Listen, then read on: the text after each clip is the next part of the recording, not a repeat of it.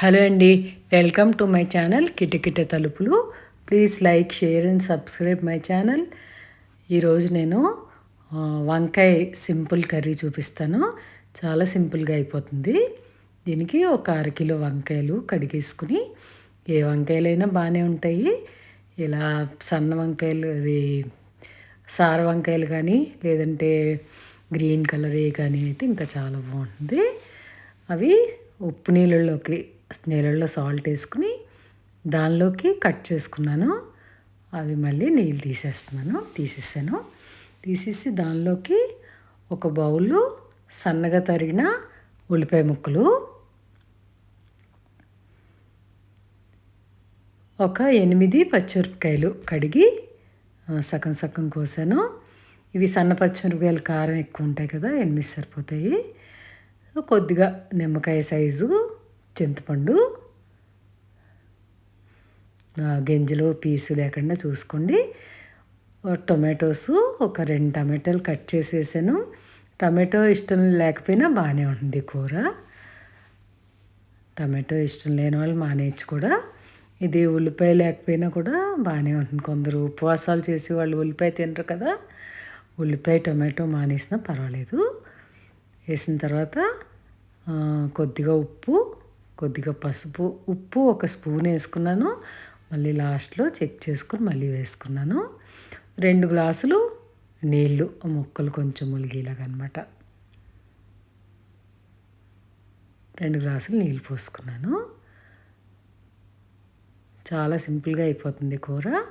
Stove మీద పెట్టి ఇది ఉడుకుతూ మొదలుపెట్టిన తర్వాత మీడియం ఫ్లేమ్లో పెట్టుకుని మూత పెట్టేసుకుంటే ఒక 10 నిమిషాల్లో ఉడికిపోతుంది. అది వంకాయ మనం నొక్కి చూస్తే ఉడికిపోయినట్టుంటే రెడీ అయిపోయినట్టే. ఇలా అది ఉడికేలోపు పోపు వేస్తున్నాను. వేరే ప్యాన్లో ఒక 3 టేబుల్ స్పూన్లు ఆయిల్ వేసాను.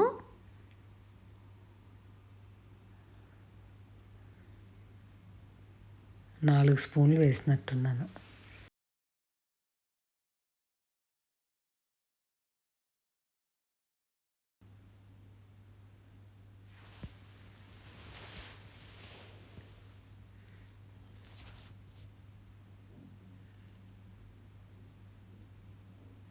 నూనె వేడెక్కనివ్వండి.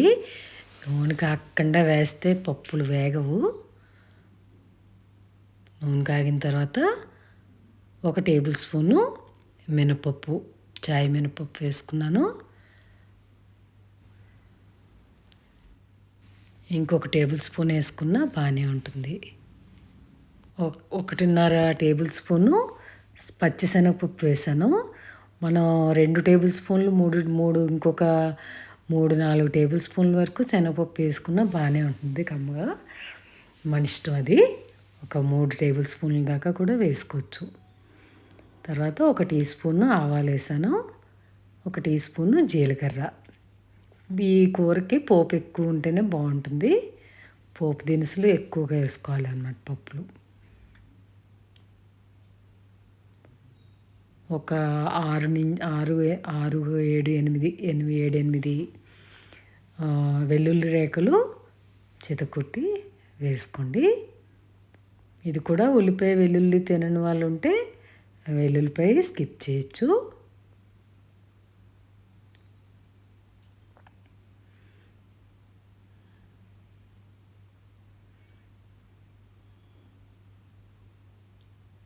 అయిన తర్వాత ఒక 4 ఎండుమిరపకాయలు, కొద్దిగా కరివేపాకు, కొత్తిమీర మన ఇష్టం, ఇంట్లో ఉంటే వేసుకోవచ్చు.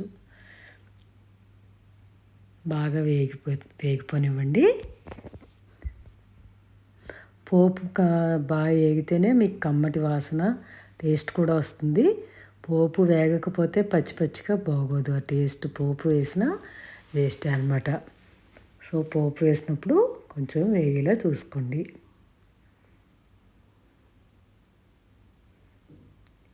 చెప్తున్నాను, ఉల్లిపాయ వెల్లుల్లిపాయ వాడని వాళ్ళు స్కిప్ చేసుకోవచ్చు.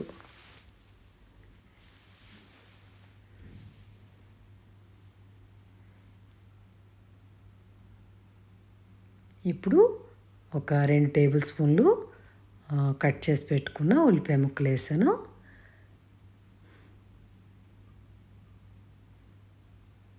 ఇది మళ్ళీ ఉల్లిపాయ మగ్గి వరకు పెట్టుకోండి, వేపించుకోండి.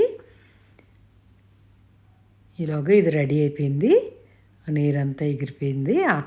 ఆపేసి ఇది పప్పు గుత్తుతోటి, మరి నీరు ఎక్కువ ఉన్నాయి, వంకాయ ఉడికిపోయింది అనిపించింది అనుకోండి, నీరు వార్చేసుకోవచ్చు.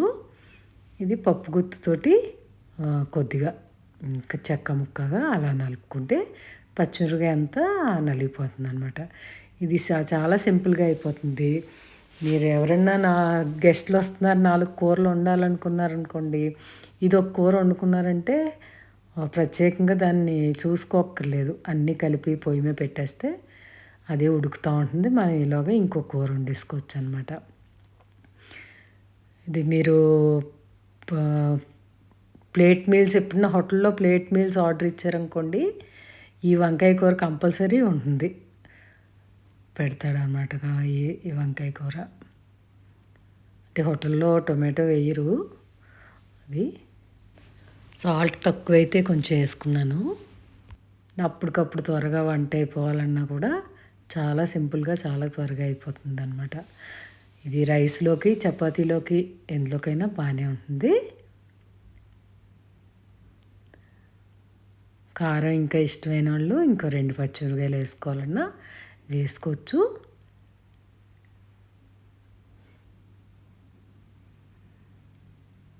అయిపోయింది. ఇది నలిపి పక్కన పెట్టుకున్న తర్వాత అది గుర్తుపెట్టుకోండి, వాటర్ ఎక్కువ ఉంది అనిపిస్తే వాటర్ తీసేయండి. వంకాయ ఉడికిపోయింది, వాటర్ ఎక్కువ ఉంది అనిపిస్తే వాటర్ ఉంచేసుకోండి. ఇది పోపు వేసి బాగా కలిపి సర్వ్ చేసుకోవటమే. చాలా రోజులైంది వీడియో పెట్టి, 2 months అయిపోయింది. సో పిల్లలు వచ్చారు, తర్వాత పెళ్ళిళ్ళు అన్నీ అయిన తర్వాత ఇప్పుడు ఫ్రీ అయ్యాను అనమాట.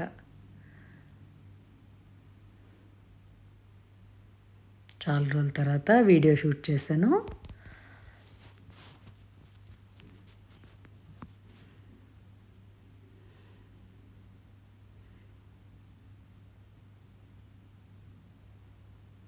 అదండి రెడీ అయిపోయింది. Thank you for watching.